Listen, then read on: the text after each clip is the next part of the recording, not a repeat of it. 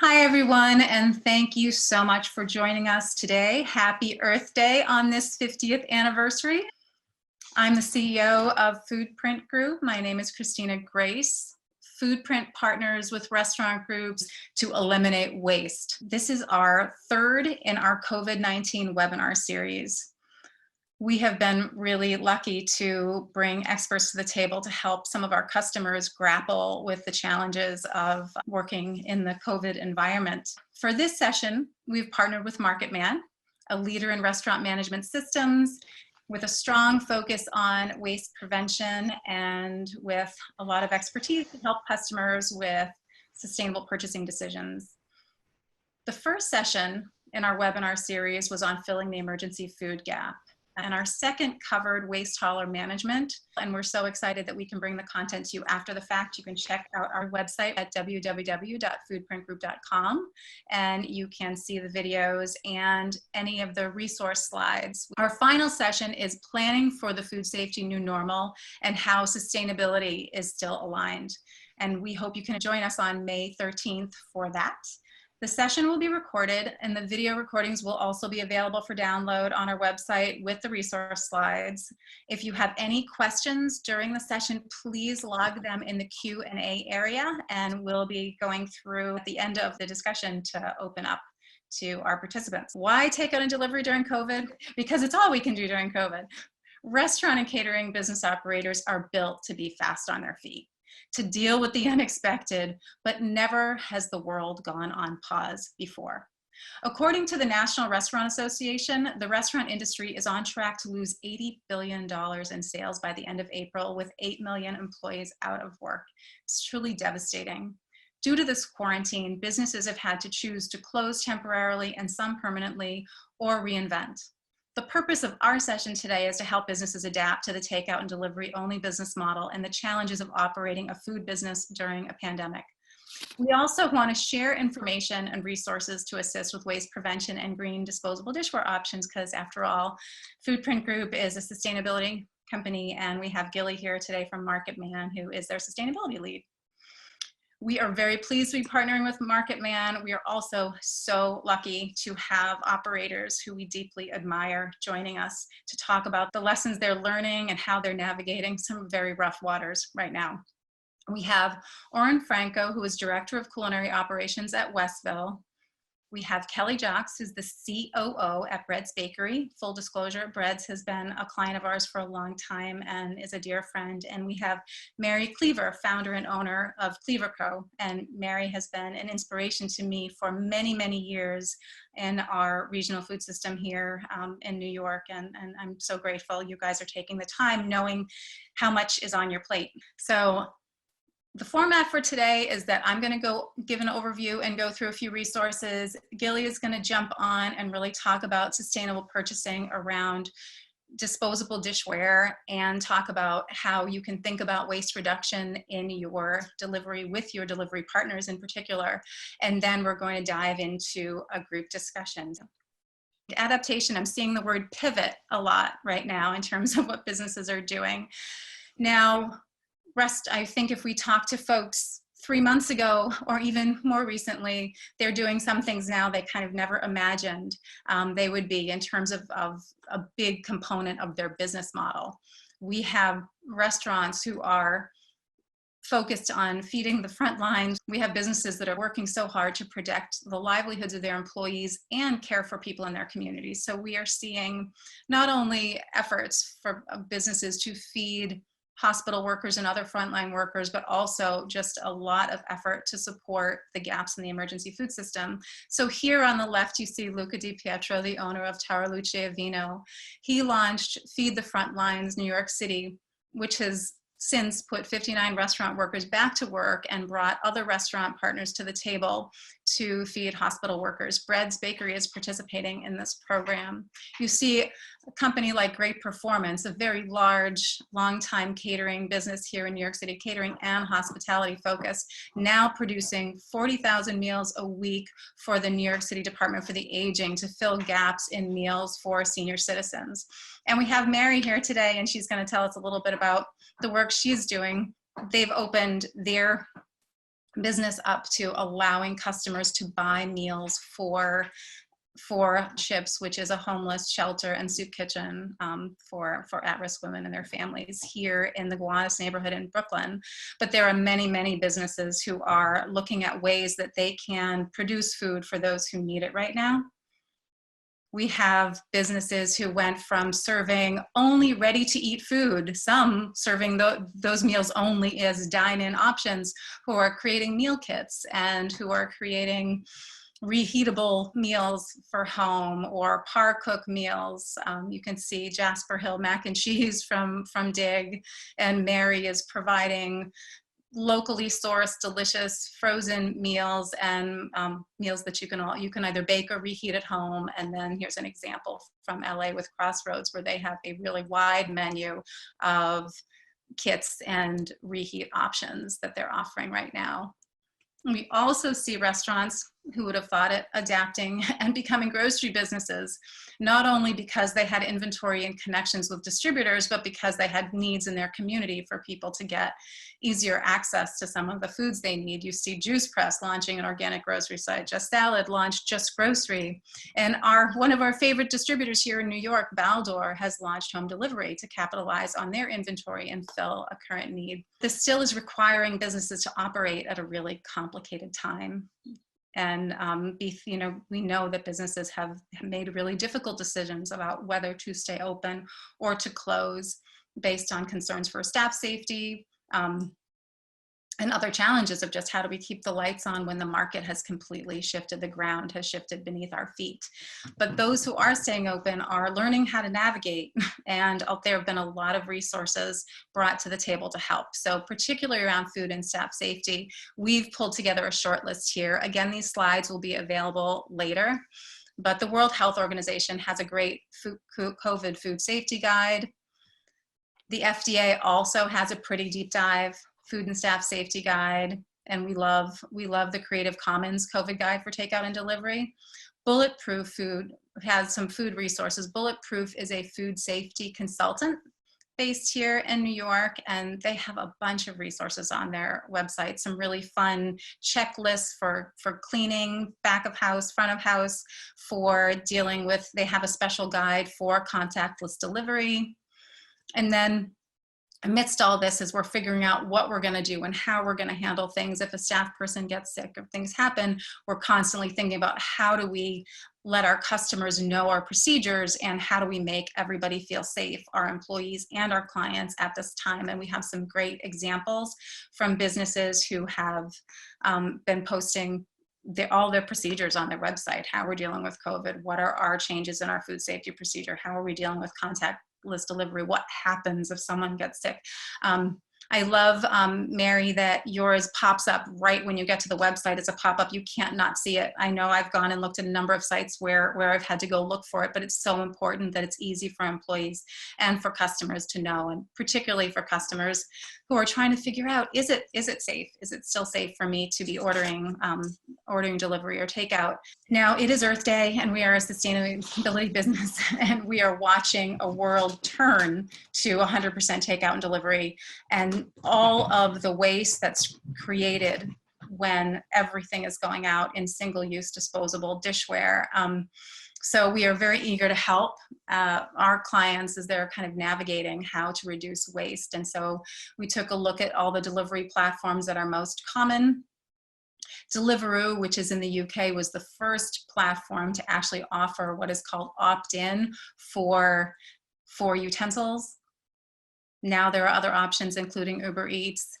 Grubhub and Seamless, the largest players in the space, only offer opt-out. So you have to remember to go in and check that you don't want these things if you're a customer ordering online. And then all of the options have notes options, and people like me are writing in all the time, please don't add utensils. I think the most important thing here is that while the delivery platforms offer different options, we need to make sure that in our restaurant businesses, when we get those orders in, we actually look at them and we make sure that when someone said they don't want something, that we keep it out. And there are other things that we're seeing where if everything is takeout, the options of family meals that might last 2 to 3 days that come in larger containers, so there's fewer containers, is a great idea. One of the things coming up a lot right now, we work with our clients on composting and putting in really robust recycling programs to try to get them to 90% or better diversion. And hauling services in general have seen more limited service offerings at the moment. And we have been working with our clients to make sure that they can still have their compost picked up. Not every commercial hauler is doing the same thing right now. So if you do have a compost program, you need to call your hauler and make sure that in fact they're still operating their compost program and they're actually separating out the compost and not tossing it in the trash truck. We've heard a number of haulers are reducing their service to once or twice a week for compost. We did have a webinar 2 weeks ago that was on handling, working with your waste management providers during COVID as services change, as your production goes down and you have less waste. How do you make those changes? So please refer back to that webinar if you're thinking about renegotiating your hauling contract and rethinking about your service. Finally, reusable dishware, so near and dear to our heart. We piloted a program called Canteen with DIG last year. They just built this. It was so inspirational how quickly they turned this around. And as soon as COVID hit, we saw reusable dishware, Starbucks paused taking reusable cups immediately, and these kinds of programs like GoBox in Portland were stalled. We want to stress that reusable dishware is so safe for your customers. If you have a program like Dig Canteen, or if you're GoBox, you are sanitizing all those dishes. It's just like the dishes you use to feed people who sit in your restaurants. The challenge right now is the fear of what happens when those dishes come back, and if they are contaminated and staff have to handle them. But that's going to happen in front of house in a restaurant. So we are confident reusable dishware will be back, and that as we're solving these same problems in our restaurants about what do we do to ensure the safety of our porters and our dishwashers, that those solutions will work for your reusables program. We're going to be here to help with that.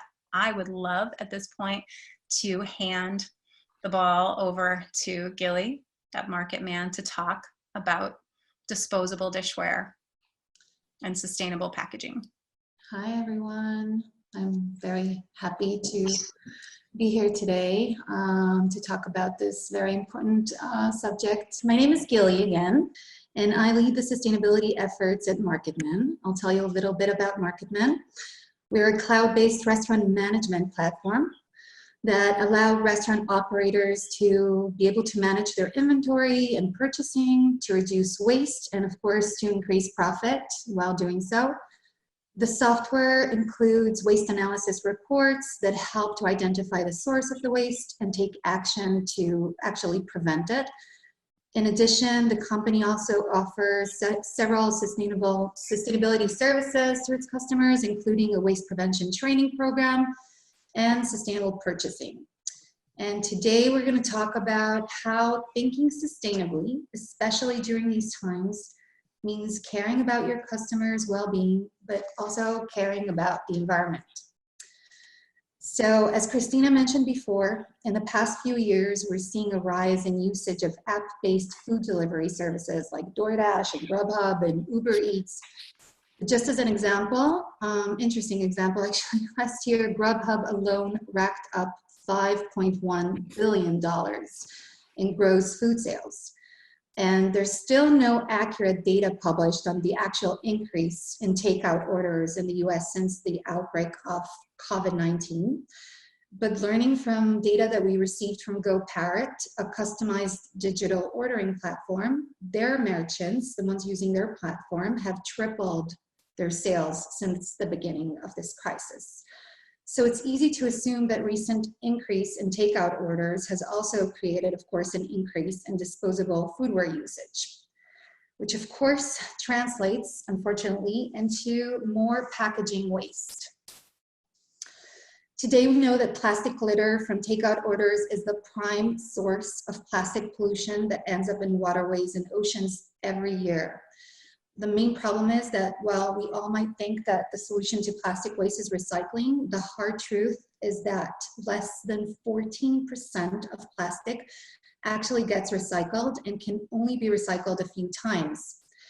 So when it comes to takeout packaging, we really need to understand that anything that is contaminated with food waste is going to be screened out of recycling facilities and sent to landfills, where it's going to leak harmful substances into the earth while breaking down. Also, plastic utensils and straws are not recycled because of their small size and shape. So consider this when thinking about the fact that in the US alone, more than 100 million pieces of plastic utensils and 500 million plastic straws are disposed of every day. And they can take up to 1,000 years to decompose completely. So how can you reduce your environmental footprint, especially now? First, you can purchase safer disposable foodware.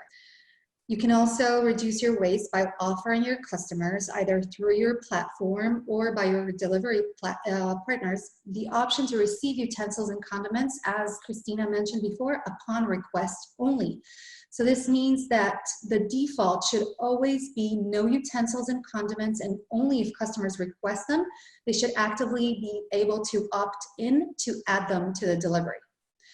And last, you can raise awareness to waste reduction and food safety by communicating relevant information to your customers and to your partners. Food safety, food sustainability, and consumer well-being are now the key focus in food delivery. So before COVID-19 began, we were seeing in several parts of the world and in the US, companies that had developed reusable service for takeout and food delivery. Hopefully, we're going to be seeing those solutions thrive in the near future. But for now, when purchasing disposable foodware, we must take under account those options that are first and foremost safe to human health, mainly meaning that they're chemical-free, focusing on PFAS-free and plastic-free. Also, safer disposable options are those that are less harmful to the environment, meaning that they're produced either from recycled or renewable materials and will have less of an environmental impact when disposed of at the end of their life cycle. According to the CEH, which is the Center for Environmental Health, currently all molded fiber products they tested consistently indicated the presence of PFAS. So if you're wondering what PFAS is, they are a group of man-made chemicals, and they're used in disposable packaging, mainly because they're great at repelling both water and grease. So the main problem with these chemicals is that they don't really break down and they can stay in the environment for thousands of years. They're also been found to have serious effects on human health.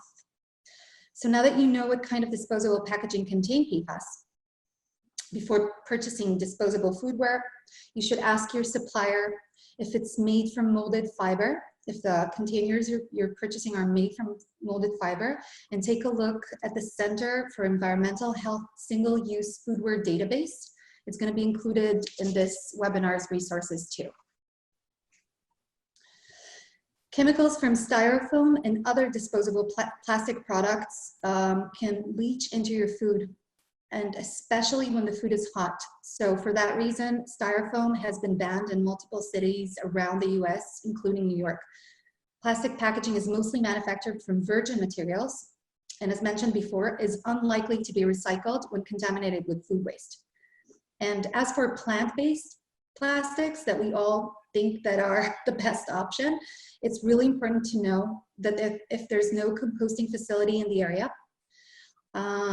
that can take these compostables, what will happen is that they're going to go straight to landfills, and they're going to actually take the same time to break down as regular plastics. So take that under account when purchasing those products. Now that we know what kind of disposable foodware we should be avoiding, let's talk about the safer options. Here are some tips. The best rule of thumb will be to prioritize products that are fiber-based. That means either paper, bamboo, or palm leaf, and that are produced from either renewable or recycled sources that are they typically have less of an environmental impact. Also, when purchasing paper-based products, you want to make sure that they are chlorine-free. It's also better to prefer paper-based PLA-lined products, which means plant-based lined, over plastic lined products, and make sure that they're CEH approved. And last, looking at the positive side of all of this, when delivering food, there's less of a need to visually present presented in transparent containers, which means that you can use regular paper-based containers. You can save money by doing that and do good both by your customers and by the environment. A recent study showed that about 60% of customers say that they're going to be willing to pay more for takeout packaging made with sustainable materials, which is more of a reason to let your customers know that you care about their health and about the environment. So make sure to communicate using safer disposable packaging on your website and on social channels. Communicate to your customers that you care about waste reduction and that all utensils and condiments won't be added to the delivery unless requested. And make sure, of course, that your delivery partners have that option. Communicate also following safer delivery protocols and make sure your delivery partners are using the contactless option. Before ending this presentation, here is a great example for disposable single-use waste reduction. It's a best practice and an example for communication also. So last year, Uber Eats introduced a new feature that requires customers to opt in, as Christina was mentioning before, opting in to receive those single-use items such as utensils and straws and condiments. In a recent article, their CEO explained that they looked at opt-in versus opt-out and found that opt-in was far more successful because what it does, it nudges people to do the right thing and only opt in to something when they actually need it. So working with delivery partners that implement this best practice and communicating it to your customers will reduce waste, will save you money, and will, of course, raise awareness to the cause. Awesome. So thank you for taking the time to listen, and please feel free to reach out with any further questions. My contact info is also going to be provided along with it, webinar resources. Thank you so much, Gilly, and thank you guys. Thank you guys for waiting for us to talk sustainability. Well, let's get started. Why don't we start with you, Oran? If you could describe Westville, your business model pre-COVID, and kind of what's really had to shift now. Well, I think lucky for us, we've always been about the high volume, and our business was split more or less 50-50 in terms of dine-in and delivery. Obviously, the change was very, very fast. Aside from the fact that the dine-in had disappeared completely, delivery in non-residential neighborhoods had also dropped. So if you're in the financial district, for example, and you used to do huge quantities of food for lunch for all the office buildings, now that has kind of disappeared as well. So the first week was very scary, very challenging. We were kind of scrambling around to try to understand what is, this new situation, how long will it last, and what we can do to kind of pivot our business as fast as we can to keep coping with all these changes. Yeah. How about you, Mary? Where do you begin when you have a business that relies on lots of people coming together as a caterer? Right. We are primarily a catering and events business. So all of our work is off-premise catering and in public events and at public spaces, people's homes. And really about maybe 5% of our business prior to COVID was delivery takeout. And we pivoted completely because it was clear, that there would be no gatherings for many months, and we're still looking at for the foreseeable future, we see none happening. And so really we pivoted over a weekend and built a back end on our website so that one could order frozen meals. We started out thinking first about, what food we had in inventory to design the menu, and then, how we would be able to produce it in this environment, and who would be able to work and who wouldn't. And so those, that's, and also, always keeping on mission with having it be food from farms and as minimal waste as possible. Yeah. and navigating amongst, not, how we would manage our business, which is built for a totally different scale to condense, as it were. Yeah. Thank you. Kelly, how about you? Breads before we all went on pause and after, what's that look like? Yeah, so like both of the people before me, we're also built for scale, but delivery, we're kind of in the middle between the two. It was always secondary compared to like our in-house business. Sorry, it's my dog. Okay. So she loves webinars. She wants to be a part currently. Life But since, of course, it's huge, we use Goldbelly for nationwide shipping, and it's maxed out every day, which used to be just peak holidays. We used to actually close all of our delivery apps for those peak holidays, so we would just focus on the store. And with Passover that just happened, we've completely shifted that, and it was almost all through apps and pre-orders. Wow. Wow.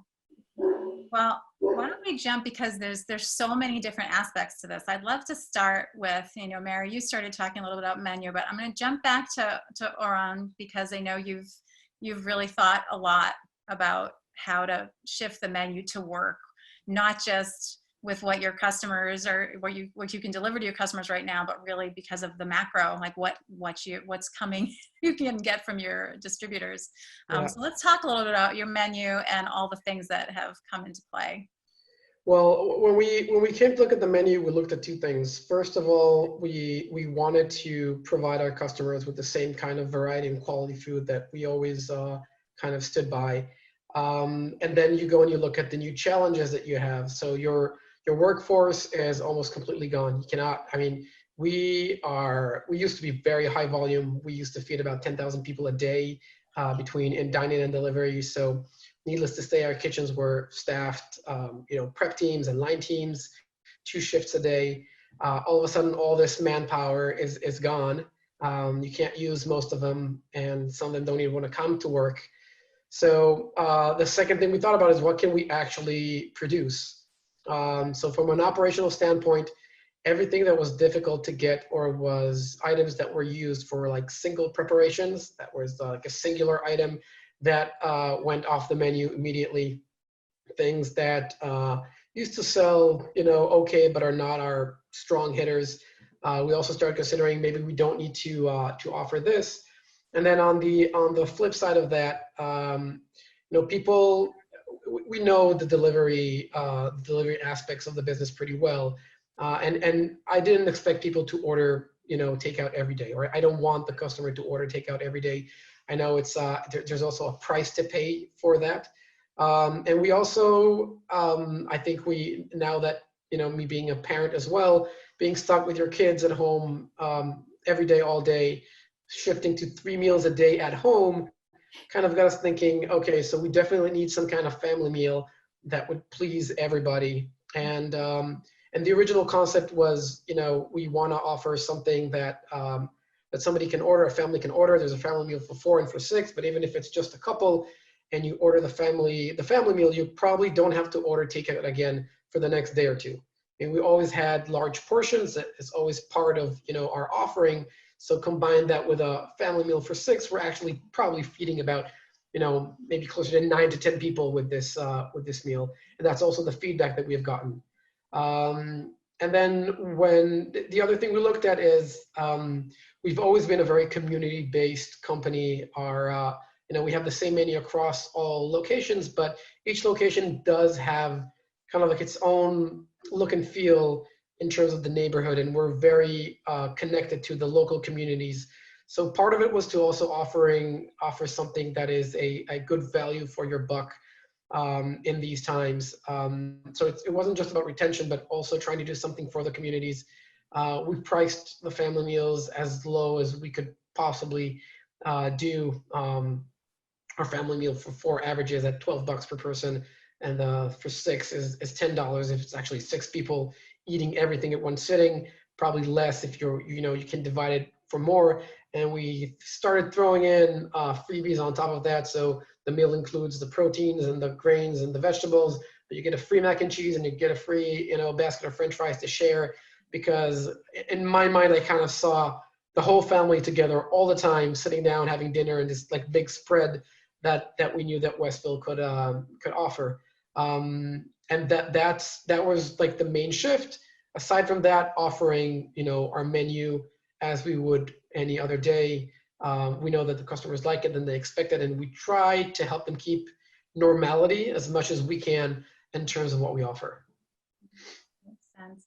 Kelly, when we spoke, you shared that a number of your favorites, not just the things that might not be selling as much, but your hot items have been pulled from the menu. Can you talk a little bit about those decisions? And yeah, sure. So, I mean, for us, the biggest element was just production staff. We went from about 50 production staff at our Union Square location to 10, and that's including like pulling in every manager and getting a really ragtag team together.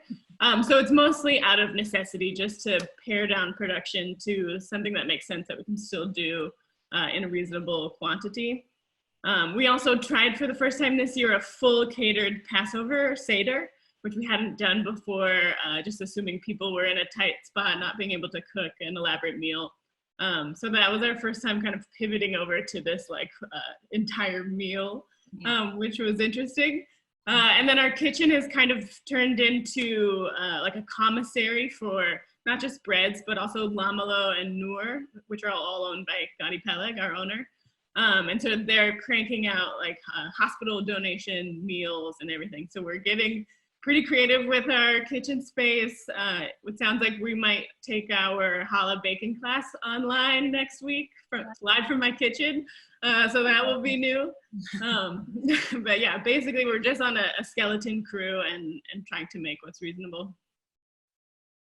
Yeah, gosh. I mean, I think it's one of the things that you've said is now everyone's a utility player, really. You can't just have one expert who knows pastry and one, people have to be able to hop. I think, Mary, you can probably talk about this a lot right now.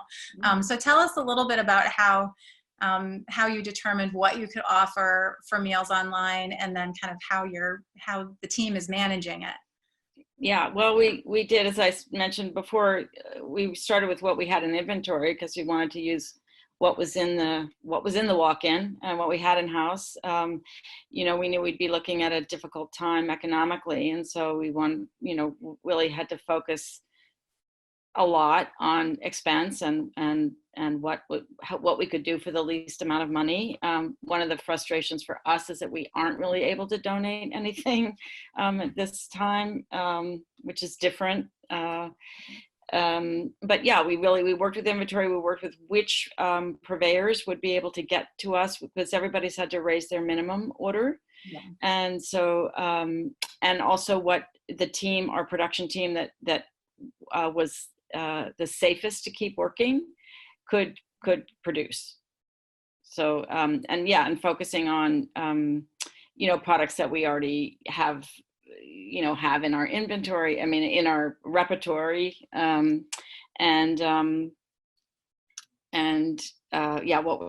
was going to be what we could gain from the producers, and also what would be the kind of comfort food people would want to be eating right now. And we have been doing single serving and quart size containers, but we're moving also to a family style. That's great. Some family style and some boxes of Baker's Box I've become a sourdough expert, not expert, but maker that's going to be thrown into the flour, butter, egg kit, that kind of thing.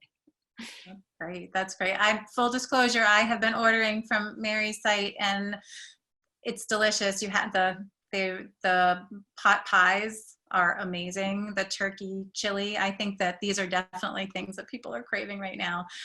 You had to, like overnight, like you said, over a weekend, get a website going, pull it all together. And speaking of utility players, you have your team not just producing meals, but moving meals. So talk a little bit about how it's working with your team. Yeah, well, we designed menus that everything could be produced ahead of time. So we have production days and then we have delivery days. And we're doing 3-day delivery 3 days a week and you have to pre-order 2 days ahead. So it's a Saturday for Monday, Monday for Wednesday, Wednesday for Friday. So we just tried to keep it reasonable, and production could be done, on different days in delivery, because it's actually the same team doing production and delivery. And then we have some back end, work organizing all the orders and staff, orders from customers and then orders to the purveyors. So, Yeah, maybe, maybe I'll jump back to Aaron and probably come back to both of you, because you mentioned that the macro environment, they're just every day there are things that you couldn't plan for in terms of how food is arriving or not arriving for production. So talk a little about that. Yeah, I think the biggest, my biggest fear now is called supply chain. Yeah. The ripples of this have gone so far back that it's almost impossible to anticipate, neither from your distributor or from the companies that they're buying from, what's actually going to come in and how it's going to come in, what's being shorted, what's not. There's very little communication. The whole market is scrambling right now. So you have to get very, very creative. I think we exhaust so many resources, and we have very specific proteins that we use, specific kinds, specific cuts, specific weights. And if I had a full prep staff, then, if I get a salmon and we used to buy it pre-cut, if it comes in, still on a whole fish, that I would have people who could fillet it and could portion it. Now I have one person in the prep kitchen. That's the only guy that's working. He can't, there's no way he can fillet the amounts of fish that we go through.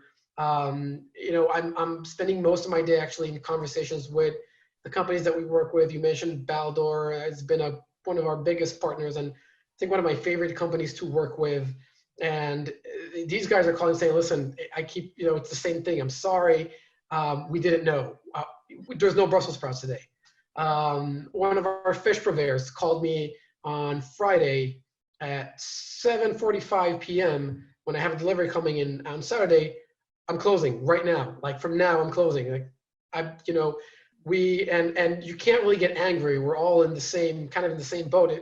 I can't say anything. I know what he's going through. I'm feeling it on my flesh as well. But on the flip side, I don't have fish for 7 locations for the whole weekend now. That's a huge problem. Then you take a guy, we take our catering truck and a driver, and we just send people all over the city.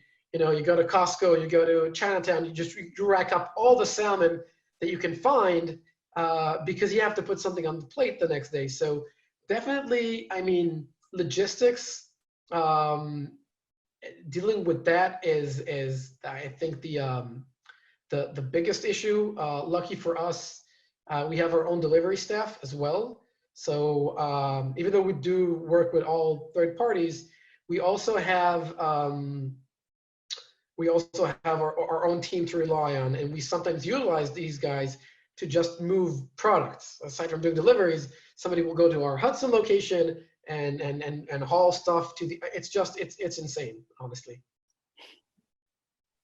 I don't think that's atypical right now. Kelly, can you share anything about how supply is going for breads? Yeah, so I think at first had a lot of vendors needing to renegotiate contracts. They wanted cash on delivery now because, again, we're all in this same situation. So we had to kind of iron out the negotiations there. But so far, it seems like things are running pretty well. They will drop everything off at our side door. And then once they're gone, we come in and take everything and pack it away just so it's completely contactless. Yeah, for the most part, we've been okay, but it's day at a time. That's great. How about you, Mary, in terms of some of your key suppliers? Well, we are very much a supply side concept.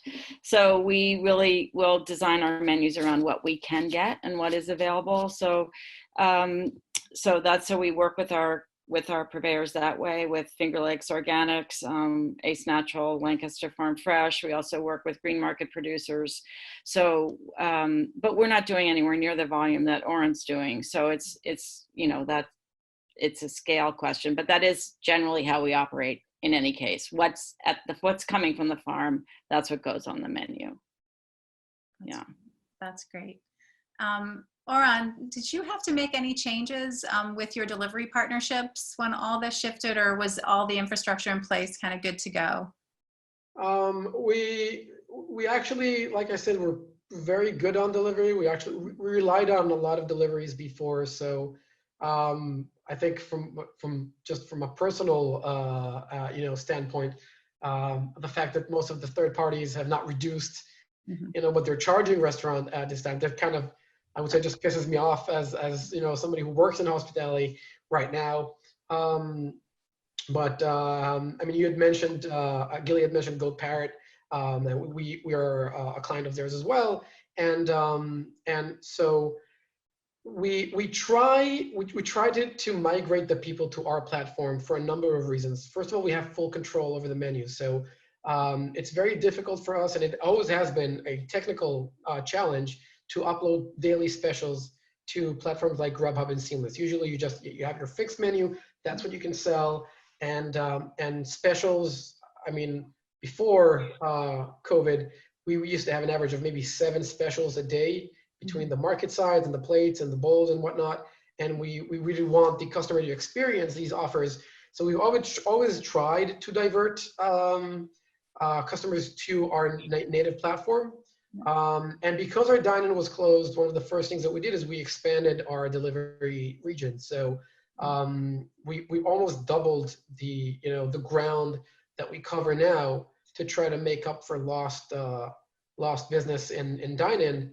And in that aspect, working with these third parties, it's actually an advantage because that's the best way you have to kind of publicize and announce, we are now catering to this area. So our Hell's Kitchen location now goes all the way up to the Upper West, and to let people know that we are available in the Upper West, Grubhub and Seamless are good ways to kind of do it. But we had a very strong infrastructure to begin with. That's great. Kelly, Breads has been working with Postmates and Caviar for a while, and you mentioned Goldbelly. So has anything shifted in terms of your delivery partnerships? And I mean, maybe this is a good time to talk a little bit about what contactless delivery kind of means. Sure, yeah. So we ended up adding Grubhub and Seamless. So now we work with Postmates, Caviar, and those two to just spread it out as widely as we can. And then for contactless pickup, we have a table right by the front door. The orders get placed there and labeled. And then when the delivery drivers or bicyclists come up, they just take it right from there. So there's no contact in the store. So that's how we've had it set up for now. Yeah. That's great. That's great. I am, and Mary, you're dealing with this in-house, right? Your team is doing. We are, yeah. We had never worked with any service because we weren't. It's a new line of business for us. So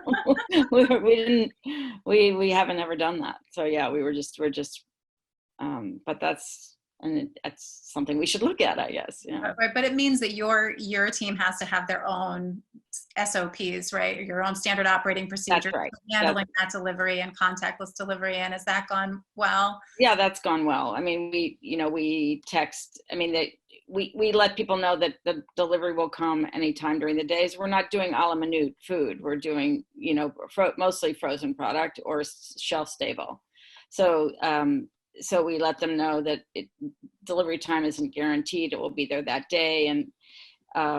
And then there's a text ahead of time. And so each place has a specific arrangement, but it's basically letting them know that we're there, leaving the order on the doorstep, retreating, waving, making sure it's picked up. Or yeah. That is true. They do. I did wave. Doorman building, it goes to the doorman. I mean, so yeah. Yeah, that's great. I'm going to stick with you for a second. So Cleaver Co is a certified B Corp. And so, sustainability has obviously been part of your fiber for, starting with local sourcing and really building up helping to really build back up the local food system here, but all the way through to composting and other things. So what has been hard, and what's, in terms of sustainability, and what are you able to still keep going right now? Yeah, well, I mean, we've just been doing pretty much the same practice. I mean, we have very little landfill. I mean, we're basically just a bag or so a week, so that, and most of our waste is compost, and so that we arrange with our carter to pick that up once a week. We have two 64-gallon totes, and so that's about the production that we're doing. So it's on an on-call basis for them to come. Oh, that's great. So Yeah. they're going for on-call right now. How about you, Kelly? Because we know you've got a lot going on the sustainability front and a robust compost program.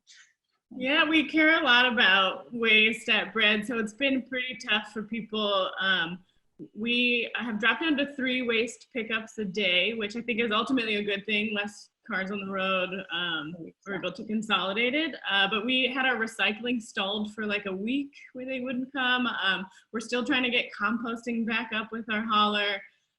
So it's really sad when you're so used to putting your food scraps in the compost bin. It's like hurts your heart a little to put that into the trash can instead. We're trying really hard to avoid like using sanitizer wipes at all, any kind of like disposable things.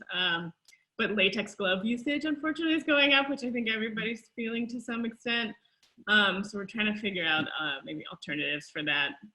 Yeah, we want to work with you on that one. And you had mentioned that your hauler had increased the volume requirements for pickup, so was asking you to have 12 totes per pickup, which if anyone knows, a compost tote could be 35 to 64 gallons. That's a lot of compost. Yeah.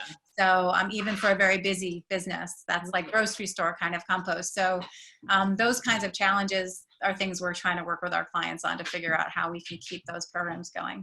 It's not going to be easy, as the city has now decided. The city is postponing our residential compost pickup, and I think that's also going to give the commercial haulers sort of the green light to be like, if this is something that's difficult for them to do right now, make it easier. So our fingers are crossed that that the ones we work with will keep it going, and then we'll be looking for other options.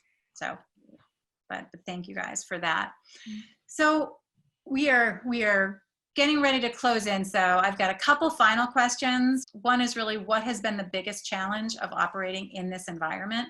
And then we'll kind of end on a, we'll end on a fun of everything that you've been doing. What will you be happy not to have to do anymore post-COVID, and what's going to stick? So why don't we start with like, what has been just the hardest thing to deal with? I think staff layoffs have been the hardest thing, and all of our event staff, are really in trouble. And I also just generally in the food system, I really worry about all of the undocumented workers who are a huge part of the food system, from the farm to the restaurant and table, whatever. So that they can't collect unemployment, they, are really at risk beyond what's reasonable. And, it's terrible. We did include on the last slide of the presentation, which I didn't get to, but you'll be able to download it, a set of general resources, and that does include Roar New York, which was an organization that was really started to raise money for restaurant workers. And there are a few others. There's Rock United and some national groups. So we did include some links for people to be who are seeking support for their teams. It's so difficult right now. Kelly, how about you? Yeah, I mean, I think it's mostly about staff, that we're down to this dwindling staff, and so to be able to make the food that we want to make and like feed our community, we do need staff to do that. At the same time, we absolutely won't allow anyone to come to work sick, of course, and many people are just opting out of work entirely so that they don't run that risk. So there's kind of this contradiction of needing people to come in to do this work in any kind of essential business, but then not wanting at all to put our staff at risk. And it's hard to find where the right middle ground is between those. Yeah. How about you, Oran? Yeah, it's definitely, we used to employ more than 500 people. So it was the first week was just hours and hours of working on schedules to see how we can split the work that is available between the people who want to work. And then as this went on, a lot of people just opt out by themselves. We actually got to the point where we had employees working doubles in some positions because some of the other employees said, like, you know, the travel, the risk of traveling at the time was still like mostly, you know, public transportation. We started offering, you know, Uber budgets for all the employees. If, you know, you feel that you don't want to take the subway, I completely understand. You know, use a weekly budget, just use it for Ubers. Just do whatever we can do to help them come in and make them feel like they have a safe environment, to kind of encourage them to keep taking on shifts. Between that and the logistics challenges of, you know, you finally convince the prep guy to come in, and then, you know, Cisco, the truck just doesn't show up, and nobody knows where the driver is, and you have nothing to work with, and then you have a guy, you have to give him work. It's just, there was so many, never at any point, I think, before COVID, have I ever focused like 80% of my time on putting out fires from one to another. It was always, I'm a very, I like pre-planning. I always have plans, and, you know, everything is preset. You know, I'm a big believer in being proactive, so you don't have to put out fires, but these are things that are, you know, the complete loss of control of the situation, that you're so at the mercy of this thing, with staff and being able to offer solutions and payroll for them, and paying you know, purveyors and relying on these purveyors. It's so, you know, it became so complex that every little thing has to be micromanaged, you know, just to make it through the day. And then the next morning, it's the exact same thing all over again. I think that's been the biggest shift in how we do. We work in 48 hours intervals now. Our ordering is just for anything you need for just the next 48 hours, because you don't know if this provider is going to be there tomorrow or not.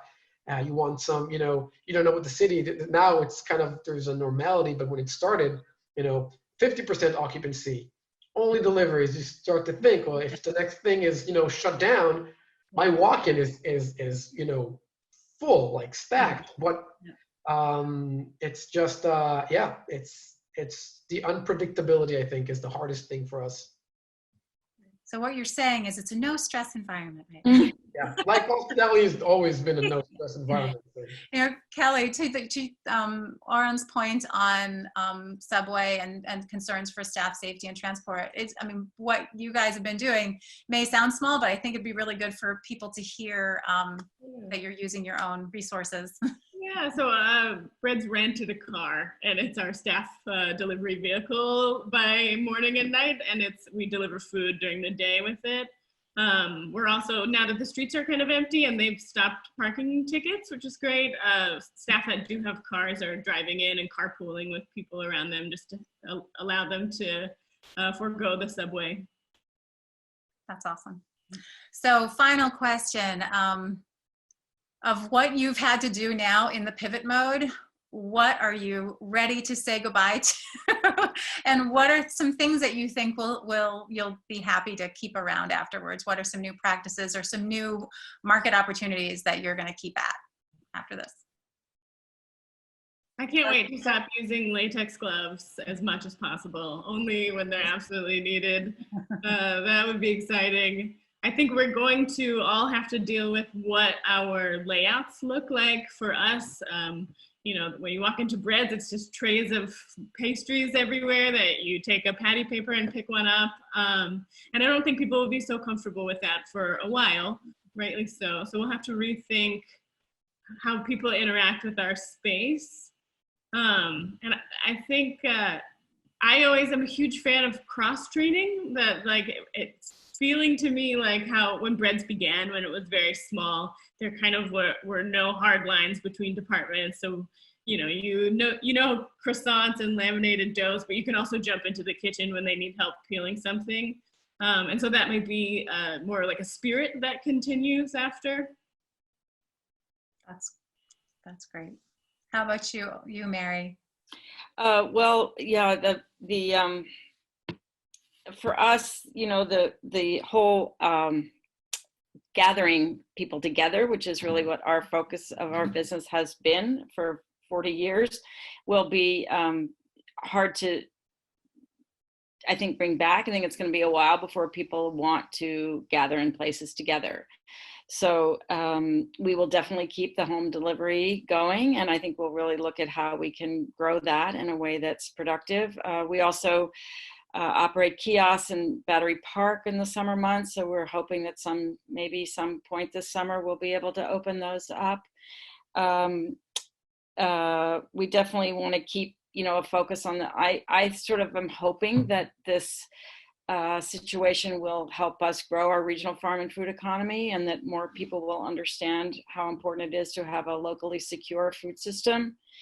So I also see, hopefully we will be able to do something about the 60% of jobs lost so far in this pandemic are in the hospitality industry. I think that we need to create a new kind of WPA for the food system and help put food service workers to work doing other kinds of jobs that will be feeding more people. So they are the essential workforce. I'd love to see I'd like to see political change, a lot of political change. I'd like to see the Trump administration go. I think we can say goodbye to them. I think we can bring in new democracy. I think we can get rid of the evil capitalism and the fossil fuel-based food system. Let's just not go back. Let's go forward to a new and better food system. We are with you. Oran, what stays, what goes? Well, I'm really hoping dine-in comes back. I really miss that. My hopes is that we can somehow find a way to bring the volume back up to where we can fully employ all of our previous employees, because there's nothing I would love more than to see as my full staff coming back to work. Yeah. Before COVID, we were kind of like playing with the idea of outsourcing, using ghost kitchens to kind of lower our dependability on the amount of staff that you need. In my mind right now, all of that is out the window, because I just brought in everything back in-house, and I would like to keep it in-house now, because that gives you control of what I can offer and what I cannot. I'm hoping to keep the delivery range as this thing progresses, to see how we can still maintain this while bringing dine-in slowly back. And I'm really hoping, in a more, in a broader aspect, that this kind of puts a spotlight on hospitality in nationwide, for people to really understand, how difficult this industry is without situations and crises like this, and how necessary we are, both to the economy, but also to like morale, and just, for people to have that outlet to go to their restaurant, to their bar, to whatever. We all miss it. And because I'm very disappointed with the response, like you mentioned, government, and even trying to understand how can you get aid, and who does it go to, and not aiding like the whole all businesses together, and maybe shifting more focus. It feels really unfair that the hospitality has to share some of this aid with the industries that have not really been affected so much. I have a lot of friends who work in tech and in finance, and aside from being locked up at home, their life hasn't really changed much. Whereas I see my employees thinking about where they're going to bring money for rent, so just maybe getting some more recognition, I think, of how essential we are, both to the economy and, just all around. Everybody's quality of life, right? But well, you guys, this was fantastic. Thank you so much for sharing your experiences, your expertise. We hope to see a shift soon, back to what we know will be a new normal. As Kelly was saying, things will look different in these places, but hopefully we'll be able to be in these places all together again. Everybody who joined us, thank you so much. The webinar video will be available online by Friday, and we will send an email out to all of our participants so that you can have a link to that. So thank you all again. Everybody, be well, be safe, And Thank you. good luck. Thank you. Thanks. Thank you. Bye. Thank you.